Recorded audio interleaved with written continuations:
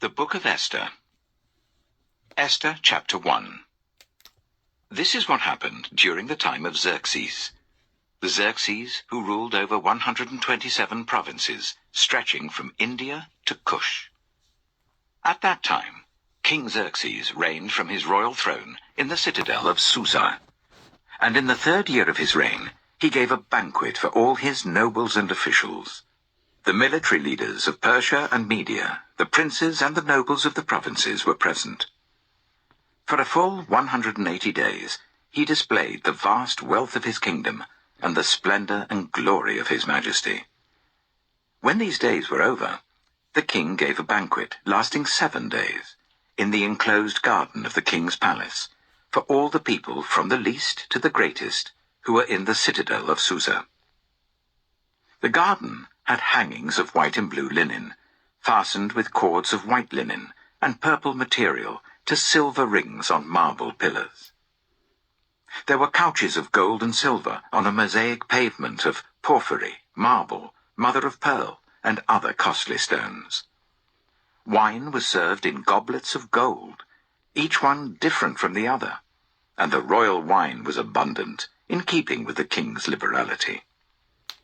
By the king's command, each guest was allowed to drink without restriction, for the king instructed all the wine stewards to serve each man what he wished. Queen Vashti also gave a banquet for the women in the royal palace of King Xerxes. On the 7th day, when King Xerxes was in high spirits from wine, he commanded the 7 eunuchs who served him, Mehuman, Bitha, Habona, Bigtha, Ebagtha, Zetha, and Carcas, to bring before him Queen Vashti, wearing her royal crown, in order to display her beauty to the people and nobles, for she was lovely to look at. But when the attendants delivered the king's command, Queen Vashti refused to come. Then the king became furious and burned with anger.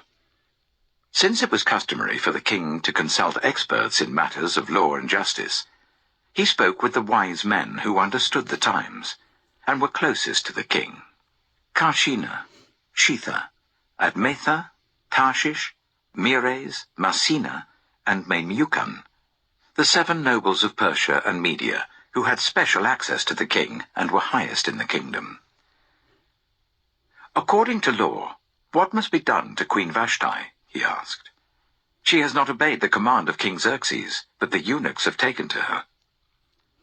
Then Memucan replied in the presence of the king and the nobles, Queen Vashti has done wrong, not only against the king, but also against all the nobles and the peoples of all the provinces of King Xerxes. For the queen's conduct will become known to all women, and so they will despise their husbands and say, King Xerxes commanded Queen Vashti to be brought before him, but she would not come. This very day the Persian and Median women of nobility who have heard about the queen's conduct will respond to all the king's nobles in the same way. There will be no end of disrespect and discord. Therefore, if it pleases the king, let him issue a royal decree, and let it be written in the laws of Persia and Media, which cannot be repealed, that Vashti is never again to enter the presence of King Xerxes. Also, let the king give her royal position to someone else who is better than she. Then, when the king's edict is proclaimed throughout all his vast realm, all the women will respect their husbands, from the least to the greatest. The king and his nobles were pleased with this advice. So the king did as Memucan proposed. He sent dispatches to all parts of the kingdom, to each province in its own script, and to each people in their own language, proclaiming that every man should be ruler over his own household, using his native tongue. Esther chapter 2. Later, when King Xerxes' fury had subsided, he remembered Vashti and what she had done, and what he had decreed about her. Then the king's personal attendants proposed, let a search be made for beautiful young virgins for the king. Let the king appoint commissioners in every province of his realm, to bring all these beautiful young women into the harem at the citadel of Susa. Let them be placed under the care of Hegai, the king's eunuch, who is in charge of the women, and let beauty treatments be given to them. Then let the young woman who pleases the king be queen instead of Vashti." This advice appealed to the king, and he followed it. Now there was in the city of Susa a Jew of the tribe of Benjamin, named Mordecai, son of Jair, the son of Shimei, the son of Kish, who had been carried into exile from Jerusalem by Nebuchadnezzar, king of Babylon, among those taken captive with Jehoiakim, king of Judah. Mordecai had a cousin named Hadassah, whom he had brought up because she had neither father nor mother. This young woman, who was also known as Esther, had a lovely figure and was beautiful. Mordecai had taken her as his own daughter when her father and mother died. When the king's order and edict had been proclaimed, many young women were brought to the citadel of Susa and put under the care of Hegai. Esther was also taken to the king's palace and entrusted to Hegai, who had charge of the harem. She pleased him and won his favor. Immediately he provided her with her beauty treatments and special food. He assigned to her 7 female attendants selected from the king's palace, and moved her and her attendants into the best place in the harem. Esther had not revealed her nationality and family background, because Mordecai had forbidden her to do so. Every day he walked to and fro near the courtyard of the harem to find out how Esther was and what was happening to her. Before a young woman's turn came to go into King Xerxes, she had to complete 12 months of beauty treatments prescribed for the women, 6 months with oil of myrrh and 6 with perfumes and cosmetics. And this is how she would go to the king. Anything she wanted was given to her, to take with her from the harem to the king's palace. In the evening she would go there, and in the morning return to another part of the harem, to the care of Sheashgaz, the king's eunuch who was in charge of the concubines. She would not return to the king unless he was pleased with her and summoned her by name. When the turn came for Esther, the young woman Mordecai had adopted, the daughter of his uncle Abihail, to go to the king, she asked for nothing other than what Hegai, the king's eunuch who was in charge of the harem, suggested. And Esther won the favor of everyone who saw her. She was taken to King Xerxes in the royal residence in the 10th month, the month of Tebeth, in the 7th year of his reign. Now the king was attracted to Esther more than to any of the other women, and she won his favor and approval more than any of the other virgins. So he set a royal crown on her head and made her queen instead of Vashti. And the king gave a great banquet, Esther's banquet, for all his nobles and officials. He proclaimed a holiday throughout the provinces and distributed gifts with royal liberality. When the virgins were assembled a second time, Mordecai was sitting at the king's gate. But Esther had kept secret her family background and nationality, just as Mordecai had told her to do, for she continued to follow Mordecai's instructions, as she had done when he was bringing her up. During the time Mordecai was sitting at the king's gate, Bigthana and Teresh, 2 of the king's officers who guarded the doorway, became angry and conspired to assassinate King Xerxes. But Mordecai found out about the plot and told Queen Esther, who in turn reported it to the king, giving credit to Mordecai. And when the report was investigated and found to be true, the 2 officials were impaled on poles. All this was recorded in the book of the Annals in the presence of the king. Esther chapter 3. After these events, King Xerxes honored Haman, son of Hammedatha, the Agagite, elevating him and giving him a seat of honor higher than that of all the other nobles. All the royal officials at the king's gate knelt down and paid honor to Haman, for the king had commanded this concerning him. But Mordecai would not kneel down or pay him honor. Then the royal officials at the king's gate asked Mordecai, "Why do you disobey the king's command?" Day after day they spoke to him, but he refused to comply. Therefore they told Haman about it, to see whether Mordecai's behavior would be tolerated, for he had told them that he was a Jew. When Haman saw that Mordecai would not kneel down or pay him honor, he was enraged. Yet having learned who Mordecai's people were, he scorned the idea of killing only Mordecai. Instead, Haman looked for a way to destroy all Mordecai's people, the Jews, throughout the whole kingdom of Xerxes. In the 12th year of King Xerxes, in the first month, the month of Nisan, the pur, that is, the lot, was cast in the presence of Haman to select a day and month. And the lot fell on the 12th month, the month of Adar. Then Haman said to King Xerxes, "There is a certain people dispersed among the peoples in all the provinces of your kingdom who keep themselves separate. Their customs are different from those of all other people, and they do not obey the king's laws. It is not in the king's best interest to tolerate them. And if it pleases the king, let a decree be issued to destroy them.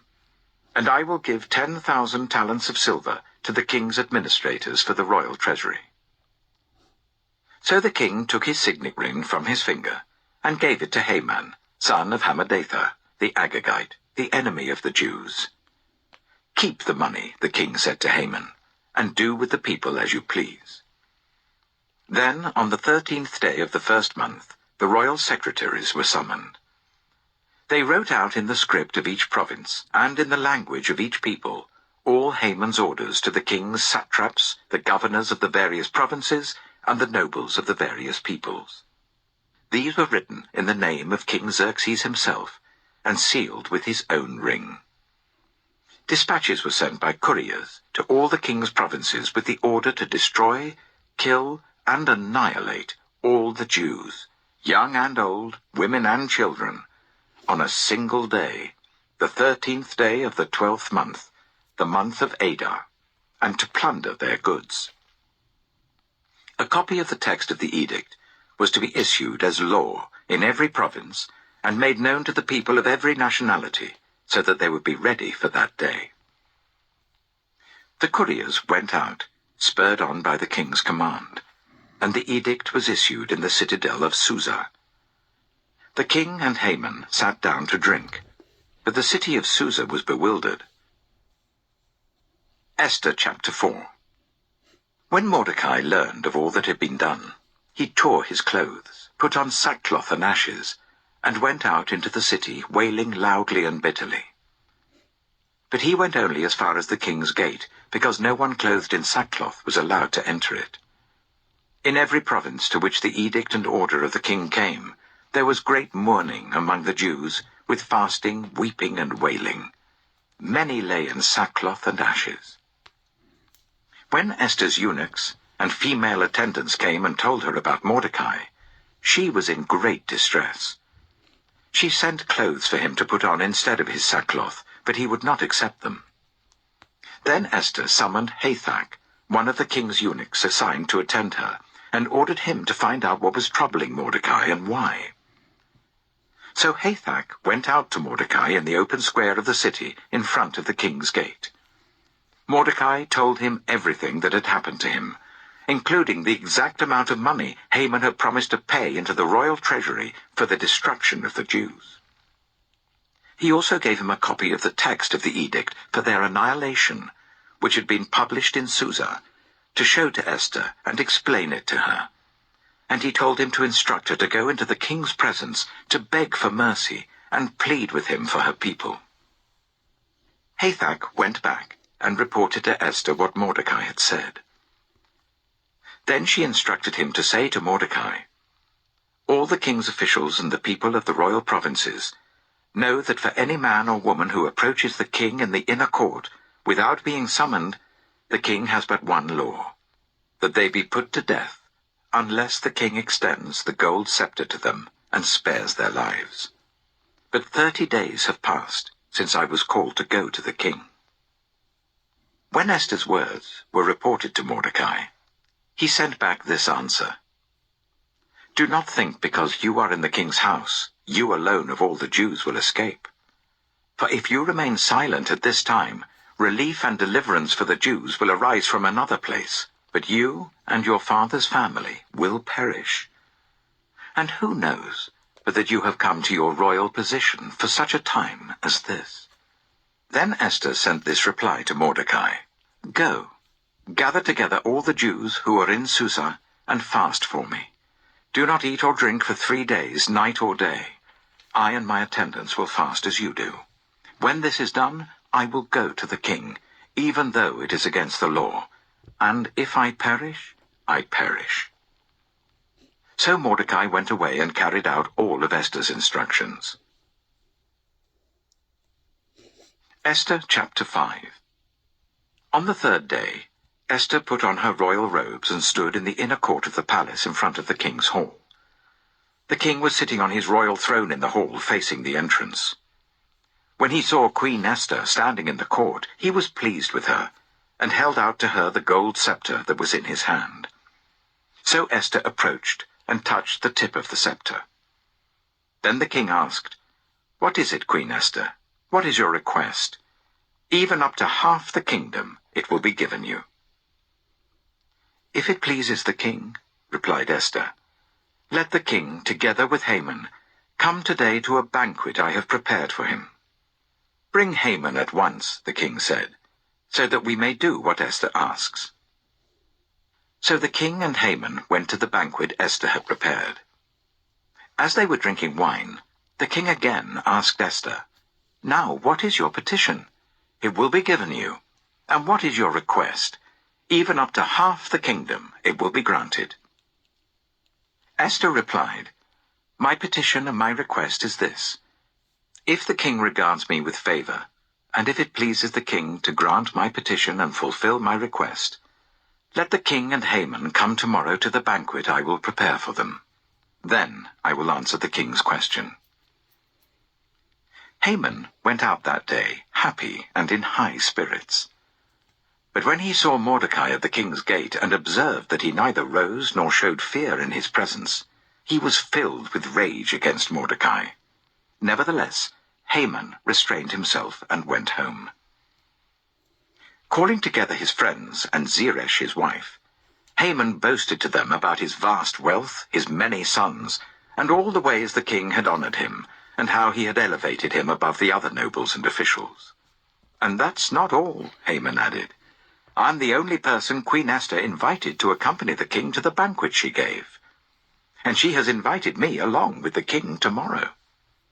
But all this gives me no satisfaction, as long as I see that Jew Mordecai sitting at the king's gate." His wife, Zeresh, and all his friends said to him, "Have a pole set up, reaching to a height of 50 cubits, and ask the king in the morning to have Mordecai impaled on it. Then go with the king to the banquet and enjoy yourself." This suggestion delighted Haman, and he had the pole set up. Esther chapter 6. That night the king could not sleep. So he ordered the book of the Chronicles, the record of his reign, to be brought in and read to him. It was found recorded there that Mordecai had exposed Bigthana and Teresh, 2 of the king's officers who guarded the doorway, who had conspired to assassinate King Xerxes. "What honor and recognition has Mordecai received for this?" the king asked. "Nothing has been done for him," his attendants answered. The king said, "Who is in the court?" Now Haman had just entered the outer court of the palace to speak to the king about impaling Mordecai on the pole he had set up for him. His attendants answered, "Haman is standing in the court." "Bring him in," the king ordered. When Haman entered, the king asked him, "What should be done for the man the king delights to honor?"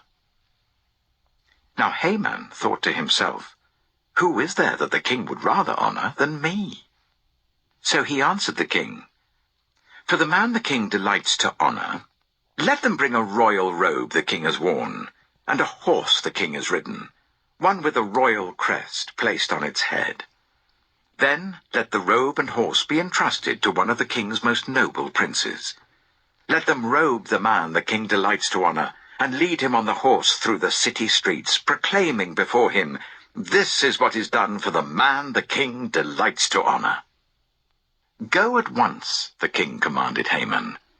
"Get the robe and the horse, and do just as you have suggested for Mordecai the Jew, who sits at the king's gate, Do not neglect anything you have recommended." So Haman got the robe and the horse. He robed Mordecai and led him on horseback through the city streets, proclaiming before him, "This is what is done for the man the king delights to honor." Afterwards, Mordecai returned to the king's gate.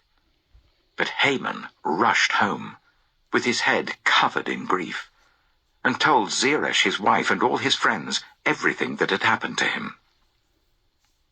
His advisers and his wife Zeresh said to him, "Since Mordecai, before whom your downfall has started, is of Jewish origin, you cannot stand against him. You will surely come to ruin." While they were still talking with him, the king's eunuchs arrived and hurried Haman away to the banquet Esther had prepared. Esther chapter 7. So the king and Haman went to Queen Esther's banquet. And as they were drinking wine on the second day, the king again asked, "Queen Esther, what is your petition? It will be given you. What is your request? Even up to half the kingdom, it will be granted." Then Queen Esther answered, "If I have found favor with you, your majesty, and if it pleases you, grant me my life. This is my petition. And spare my people. This is my request. For I and my people have been sold to be destroyed, killed, and annihilated. If we had merely been sold as male and female slaves, I would have kept quiet, because no such distress would justify disturbing the king." King Xerxes asked Queen Esther, "Who is he? Where is he, the man who has dared to do such a thing?" Esther said, "An adversary and enemy, this vile Haman." Then Haman was terrified before the king and queen. The king got up in a rage, left his wine, and went out into the palace garden. But Haman, realizing that the king had already decided his fate, stayed behind to beg Queen Esther for his life. Just as the king returned from the palace garden to the banqueting hall, Haman was falling on the couch where Esther was reclining. The king exclaimed, "Will he even molest the queen while she is with me in the house?" As soon as the word left the king's mouth, they covered Haman's face. Then Harbona, one of the eunuchs attending the king, said, "A pole reaching to a height of 50 cubits stands by Haman's house. He had it set up for Mordecai, who spoke up to help the king." The king said, "Impale him on it." So they impaled Haman on the pole he had set up for Mordecai. Then the king's fury subsided. Esther chapter 8. That same day, King Xerxes gave Queen Esther the estate of Haman, the enemy of the Jews. And Mordecai came into the presence of the king, for Esther had told how he was related to her. The king took off his signet ring, which he had reclaimed from Haman, and presented it to Mordecai. And Esther appointed him over Haman's estate. Esther again pleaded with the king, falling at his feet and weeping. She begged him to put an end to the evil plan of Haman the Agagite, which he had devised against the Jews. Then the king extended the gold scepter to Esther, and she arose and stood before him. "If it pleases the king," she said, "and if he regards me with favor and thinks it the right thing to do, and if he is pleased with me, let an order be written overruling the dispatches that Haman, son of Hammedatha the Agagite, devised and wrote to destroy the Jews in all the king's provinces. For how can I bear to see disaster fall on my people? How can I bear to see the destruction of my family?" King Xerxes replied to Queen Esther and to Mordecai the Jew, "Because Haman attacked the Jews, I have given his estate to Esther, and they have impaled him on the pole he set up. Now write another decree in the king's name on behalf of the Jews as seems best to you, and seal it with the king's signet ring. For no document written in the king's name and sealed with his ring can be revoked." At once the royal secretaries were summoned, on the 23rd day of the 3rd month, the month of Sivan. They wrote out all Mordecai's orders to the Jews and to the satraps, governors and nobles of the 127 provinces stretching from India to Cush. These orders were written in the script of each province and the language of each people, and also to the Jews in their own script and language. Mordecai wrote in the name of King Xerxes, sealed the dispatches with the king's signet ring, and sent them by mounted couriers who rode fast horses, especially bred for the king.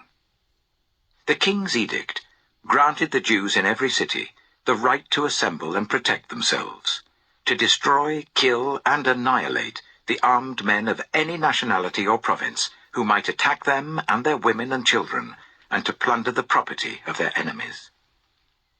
The day appointed for the Jews to do this in all the provinces of King Xerxes was the 13th day of the 12th month, the month of Adar.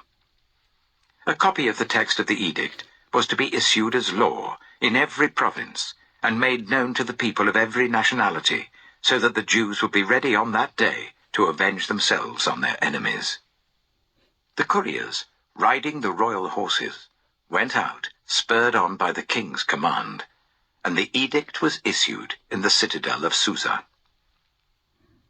When Mordecai left the king's presence, he was wearing royal garments of blue and white, a large crown of gold, and a purple robe of fine linen. And the city of Susa held a joyous celebration. For the Jews, it was a time of happiness and joy, gladness and honor. In every province and in every city to which the edict of the king came, there was joy and gladness among the Jews, with feasting and celebrating. And many people of other nationalities became Jews, because fear of the Jews had seized them. Esther chapter 9.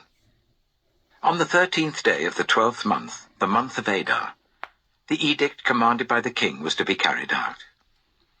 On this day the enemies of the Jews had hoped to overpower them, but now the tables were turned, and the Jews got the upper hand over those who hated them.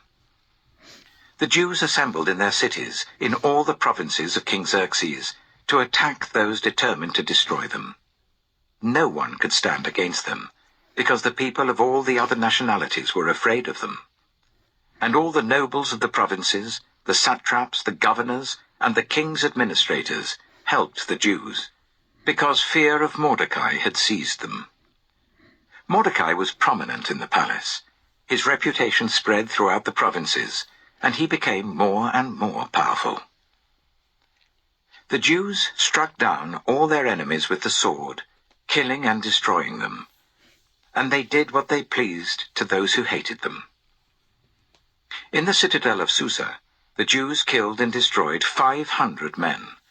They also killed Parshandata, Dalphon, Aspata, Poreta, Adaliah, Aridata, Parmashta, Arisai, Aridai, and Vaisata, the 10 sons of Haman, son of Hammedatha, the enemy of the Jews. But they did not lay their hands on the plunder. The number of those killed in the citadel of Susa was reported to the king that same day.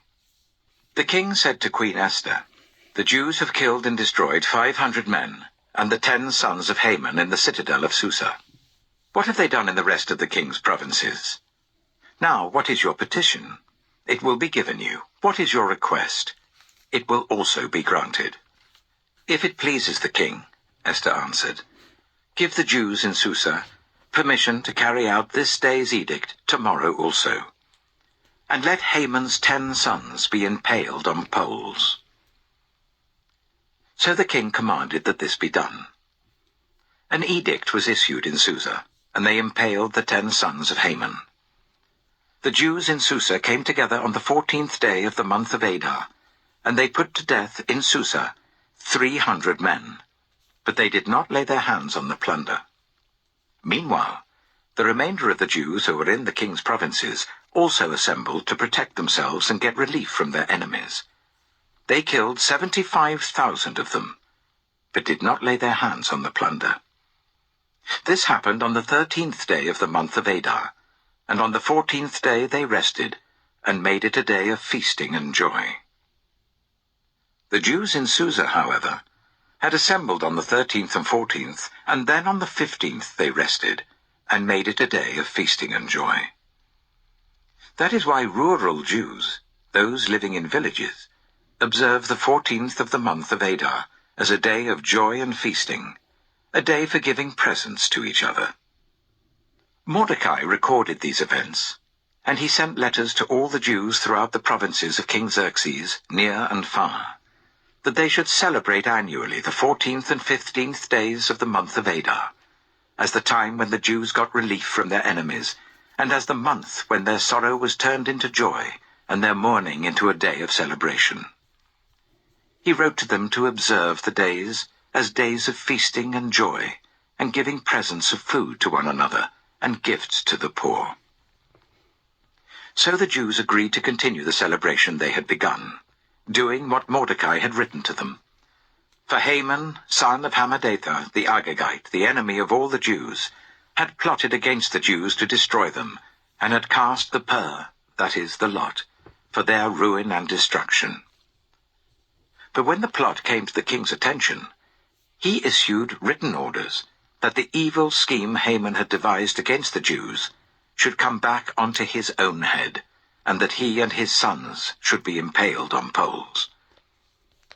Therefore, these days were called Purim, from the word pur. Because of everything written in this letter, and because of what they had seen and what had happened to them, the Jews took it on themselves to establish the custom that they and their descendants, and all who join them, should, without fail, observe these 2 days every year, in the way prescribed and at the time appointed. These days should be remembered and observed in every generation by every family, and in every province and in every city. And these days of Purim should never fail to be celebrated by the Jews, nor should the memory of these days die out among their descendants. So Queen Esther, daughter of Abihail, along with Mordecai the Jew, wrote with full authority to confirm this second letter concerning Purim.